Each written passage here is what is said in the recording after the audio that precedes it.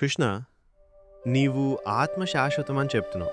కానీ అది కళ్ళకి కనిపించదు. మనసు పూర్తిగా పట్టదు. అలా అర్థం కాని దానిపై మనిషి ఎలా శాంతిగా ఉండగలడు? అవ్యక్తోయమచింత్యోయం అవికార్యోయముచ్యతే. తస్మాదేవం విదిత్వైనం నాను శోచితుమర్హసి.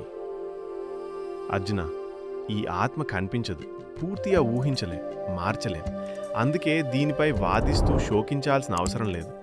నీవు అర్థం చేసుకోవాల్సింది ఒకటే: నీ చేతికి అందని దానిపై నీ హృదయాన్ని భారంగా చేసుకోవద్దు. ఇక్కడే గీత చెప్పే జీవిత పాఠం. అర్థం కాని దానిపై అతి ఆలోచన మనసును అలసిపోస్తుంది. అర్థమైన సత్యాన్ని అంగీకరించిన క్షణం శాంతి మొదలవుతుంది.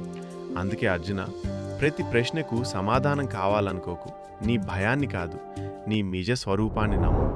ఎందుకంటే నమ్మకంతో నడిచేవాడికి శోకానికి చోటు ఉండదు.